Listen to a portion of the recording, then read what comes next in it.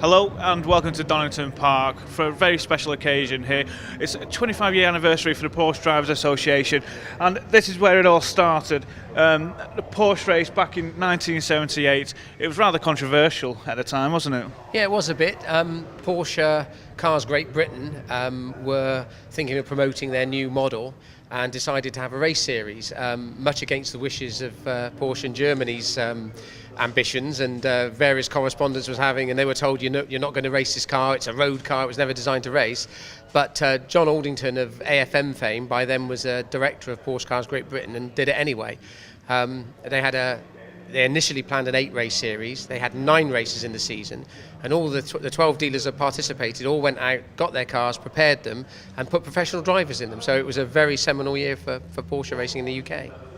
And the person who's responsible for organising this fantastic event is Philip Waters. Now, you've been racing with the championship for many years now, but how fantastic is it to have all these competitors out? Well, it's a joy. It really is. It's been a pleasure to organise it. There's 18 cars on the grid out of 32 rather, that are still out there somewhere, and we just think that's a magnificent testament to the car itself. And 2 races ahead of us. What are your expectations? Well, I expect to be really right at the front. That's where I expect to be. Like every racing driver, you ask them where you're going to end up. I'm going to say I'm going to end up with number 1. I think we're all very grateful to John Aldington for starting the ball rolling with the 924s, and here we are again in 2017, up for a great weekend of racing. Rick Styron and Ryan Lowry on the front row from Jeff Hansen and Phil Waters, Jason Flegg and Stephen Potts on row 3 from Alistair Kirkham returning, and Brian Jarvis alongside him. Anthony McQuinski and last year's 924 champion of Britain Linda Warren from Matthews, Rossin, Wood, Pritchard, Chris Valentine and Chris Jones on the 8th row from Richard Jones and Jamie Callender making up the grid. No Pip Hammond, current championship leader in the 924s, Bernie Printy or Hugh Pert. They've got accident damage from the Rockingham round of the British Championship 2 weeks ago. And no Gavin Johnson in the grid either. He's playing safe for the championship finale at Brands Hatch in 3 weeks' time. But this is a one-off for the 924s. And it's amazing to think of how many cars are here. Let's get going. Rick Styron from the front of the grid. Ryan Lowry alongside him. And it looks as though Styron's got the best start. If I'm Ryan Lowry, though, I desperately need to beat him to Redgate. Good work from Styron to defend to that first corner. Lowry's got to try and make his move on the inside. Oh, I wonder if there was a little bit of a rub as they went through Redgate. There certainly was, though, between Jeff Hansen and Phil Waters as they went through. We're on board with Alistair Kirkham. Great to see Kirkham coming out of retirement for this weekend. Very little track time in preparation for this, though, but still, he is at the sharp end, and it's good to see he's lost none of his speed. Down Hollywood and the Craner curves into the old hairpin. And immediately we've got a bit of a pecking order. Rick Styron trying to break away from the rest of the pack. There is the 47 going wheel to wheel there. Richard Matthews battling it out with Jamie Callender and coming round the far side. That is a beautiful move from Chris Jones as he goes right round the outside of Callender. Now takes on Richard Matthews as they go up through Schwantz Curve towards McLean's. Through the right-hander. Several lines if you get it right, but on this first lap, it's just about getting round in one piece. Several drivers didn't make that over the course of the season.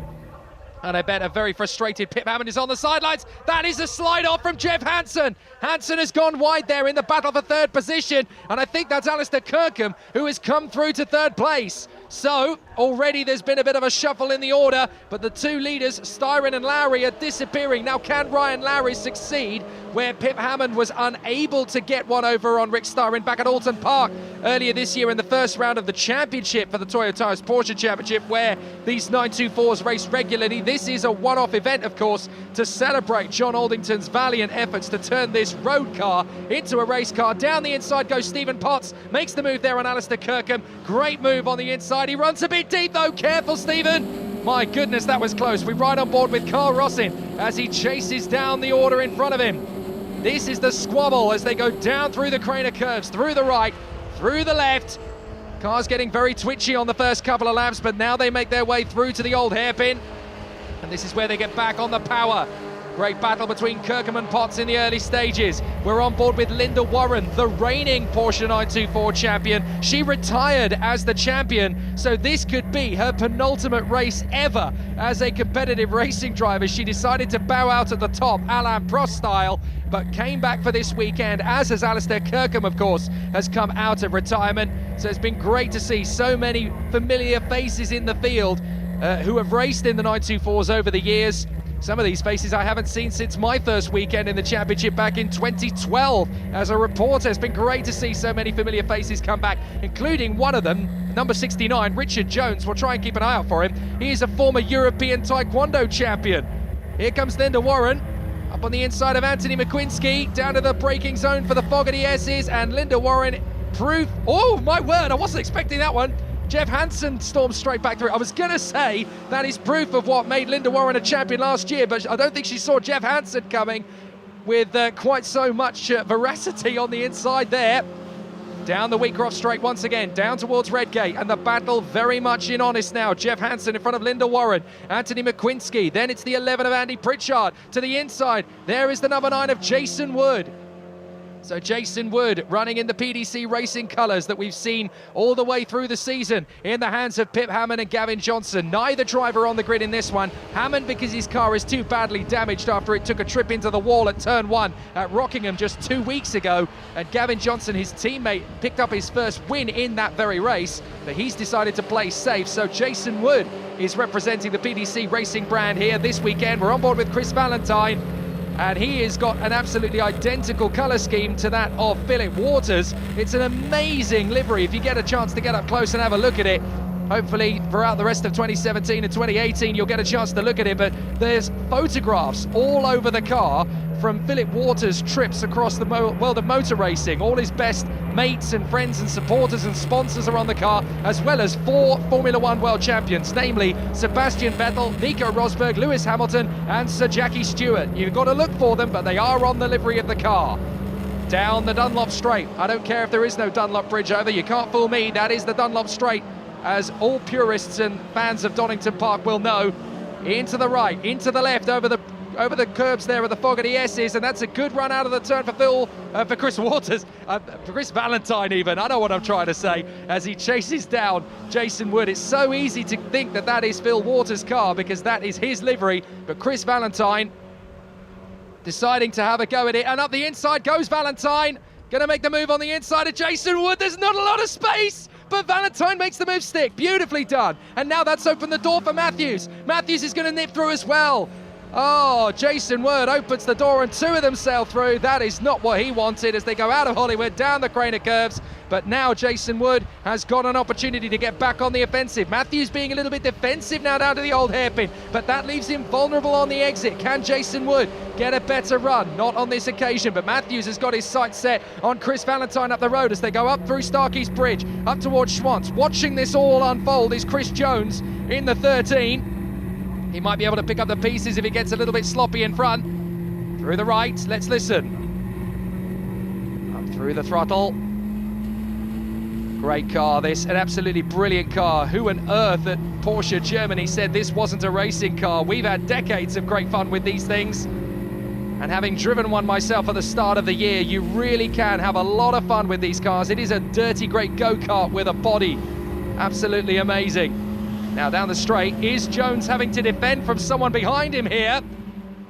I wasn't sure. We'll go further forward, and here is the move. Potts on the inside of Kirkham. Is it going to happen? Oh, Stephen Potts has not got a lot of room. Oh dear, and Potts is going over the top. Almost going over the top of Kirkham. We're going to need to look at that again. Here we go. Now Potts is committing to the move. Kirkham shutting the door. Potts continues to drive through, and their wheels lock. Both of them slide, and then look. The front left of Stephen Potts rises over the top of Kirkham's car, and I would not be surprised if that's going to be enough damage for both drivers to call it a day. Certainly in the first race, I don't think any of them are going to go any further. Well, having said that, we look down towards the bottom of the hill, and that is the 92. That is Brian Jarvis, who comes to us from the world of historic racing. So although it's a Porsche 924 like everybody else is, it isn't quite set up to the same spec as the drivers in the Toyo Tires Porsche Championship in the 924 class, so it's a little bit heavier. But as you can see, Brian Jarvis is doing absolutely fine, and in front of Carl Rossin, who is a front runner in the 924 Championship itself. So great run this from Brian Jarvis as they work this way through. Oh, a little bit of a twitch there as they came through Coppice, and Carl Rossin had to back out of the throttle to avoid going into the back of him himself there. Brilliant battle as they pass the castle in the background, and look, there is the damage to Kirkham's car. You can see that the 72 has got all sorts of bodywork damage flailing there. He may be going straight for the pits, as up the inside, taking the position, that is Jeff Hansen, who, don't forget, started in 3rd position, actually raced against Alistair Kirkham back in the day. So that is rekindling some old memories for the two of them, no doubt. But no, as far as Alistair Kirkham is concerned, the 4 wheels are still facing in the right direction. The steering wheel still points the car where I want it to go. I don't care what's flapping in the breeze. I'm still racing and I'm still going for it. Great stuff from Alistair Kirkham. You'd never think he'd been in retirement, would you? Still got plenty of get up and go as they drop down through Hollywood, down through the Craner curves, and up towards the old hairpin once again. At the head of the queue, Brian Jarvis being chased down by Carl Rossin, who, let's be fair, is in the fight back mode at the moment. He suffered the worst qualifying session in the lead up to this race that he's had in about 5 years. The only positive spin he can put on the whole affair is that he had brand new rear tyres on in qualifying, which should see him in good stead for the next 2 races. But he's certainly been in the battles, and if you look, his bonnet is starting to get a little bit airborne. Careful.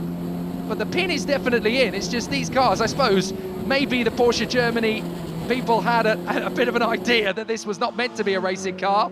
The bonnet flapping in the breeze, but look at the lead now. Rick Styron has pulled out on Ryan Lowry. Rick Styron, the number 1, who's disappeared from our view. Double Boxster champion, made a guest appearance at the first round at Alton Park and won both races. Not that Pip Hammond will want to be reminded about that. Ryan Lowry is trying to stay with him, doing his best to run there in 2nd position without losing too much time. Here comes the battle for 4th position. Desperately running in formation. But look at that, Alistair Kirkham throughout all of that is still in 7th position. Look at the bodywork flapping in the breeze there. As Linda Warren, you can see there in the 42, is running in 9th position in front of Anthony McQuinski, who rounds out the top 10. She, by the way, is chasing down Stephen Potts, who has actually survived the incident. Then we've got Matthews, then it's Valentine, and then Jason Wood there trying to keep chase. Oh, Matthews got a little bit of a threat from Chris Valentine. One eye on the rear view mirror required on the exit, perhaps, as Valentine goes down the hill. Getting up through the gears. Lovely car this. You get so much confidence from driving this car on the limit. It wants to be driven fast. It wants to be pushed into the next apex. You get such a lovely feel. Even when the back end steps away, you just pause for a moment, let the car do its thing, get back on the power, and boom, it catches you. It's a wonderful car. It's a friendly race car. Everyone I've spoken to says, okay, the Boxsters are faster, and they always have been in the Porsche Championship, but these are the cars that you can really have fun with. Once again up through McLean's, down the dip, and up towards Coppice once again. On board once more with Chris Valentine. Meanwhile, still up in the battle for 4th position. It's led by the 92 of Brian Jarvis, doing a great job. I wonder if this is going to be exciting enough for him to perhaps entice him to do a full championship campaign next year. We'd love to see him in the Porsche Championship. Jeff Hansen up to 5th place now, as we know. Just in there in front of, battling away to the first corner, that is the 47, well, I thought it was the 47, it's the 41, of course, of Carl Rossin. Richard Matthews' car is the yellow and black, so Carl Rossin still trying to break into the top 4, not far away from it at all. All he's got to do is get on terms, first of all, with the man just in front of him, Jeff Hansen, who is still trying to close down the gap to Brian Jarvis. But Jarvis is doing a very good job there in the 92. There he goes through the old hairpin up towards Starkey's Bridge and holding on to things very nicely here at Donington. We're on board now with Chris Jones, who was caught right up to the back of Jason Wood in the PDC Racing Team car, the number 9, as they drop down through Hollywood, down to the Craner curves. Just watch the steering wheel movement as he goes through. I'm not sure that steering wheel's been put on straight, you know. That's a little bit skew whiff a little bit. I wonder if there's an explanation there to come from the number 13 crew. Chris Jones, that's going to need some explaining. See, now it's nearly straight. I love this championship, absolutely brilliant. As long as it goes on, it doesn't matter which way up it's facing. So here comes the number 4 battle. This is for P4 in the race. 92, Brian Jarvis in front of. 36, Jeff Hansen in front of. 41, Carl Rossin. The battle really getting strong between these three. Now, can Carl Rossin get one over on Jeff Hansen? Because Rossin, as we know, is playing catch-up. He's had a bit of a nasty season by his standards. He's usually up in the top 3 all of the time. He's had to do an awful lot of legwork to get himself back up to where he should be over the course of the season. But even here, he is struggling, but he has fought his way back up into the top 6. And it's the car that's really not wanting to play ball with him rather than the other way round. But now look, Jeff Hansen is having to play defensive at the moment. Exciting stuff as they continue on their way. But up through Starkey's Bridge and Schwantzkirch they go. Carl Rossin trying to get into the draft. You can get a bit of a draft in these cars, surprisingly enough. Considering that these cars are 3 decades old, you can actually really treat them with an awful lot of respect. Brilliant racing still to come, I have no doubt at all. Oh, a good exit there out of McLean's from Carl Rossin, and he could get the jump out of Koppis. Jeff Hansen's going to need to play a little bit smart here. And he does so, he gets a good exit, but Rossin's on the power just a fraction earlier. This is going to be a good one down the straight towards Fogarty's. Rossin on the inside. And I think he's going to have plenty of time to do something. A little bit of a squeeze perhaps from Jeff Hansen trying to psych him out. Hansen is no stranger to late braking. He's going to brake very late. And that's a little bit of, well, what's the term I can politely use? Out of practice perhaps on the brakes, but he manages to keep it together. But Carl Rossin is going to get him on the way out of the turn. Down the Wheatcroft straight and into Redgate. Carl Rossin says, well, that was easier than I thought it was going to be, thank you. But Jeff Hansen's going to brake late again. Oh, I thought he was going to do a Stephen Potts just then. But no, Jeff Hansen knows how to set things up, and he is very good at intimidating. He was always a very wily opponent to anyone out there on the circuit, Jeff Hansen. And it's great to see him having lost none of his speed, none of his flair, and none of his determination. Oh, if only we could get him back for 2018. I have a feeling a few stars and planets would need to align to get him back full-time. Here's Chris Valentine on the back of Richard Matthews as they drop down through Hollywood, through the Craner curves. These two running in unison. And Chris Valentine trying to get on terms, but into the last lap comes our leader, Rick Styron. Porsche Boxster champion in absolutely fantastic style. In 2 separate seasons, he is the reigning Porsche Boxster champion, hence why he carries the number 1 on his car. But he made a guest appearance in the 924 class in this very car at the start of this year at Alton Park, when he won both races, not without a challenge from Pip Hammond in the first race. We're on board with Rick as he goes through the old hairpin. Pip Hammond took him to the last lap pretty much, but then through Old Hall, he pushed a tiny bit too hard and ended up crunching into the wall.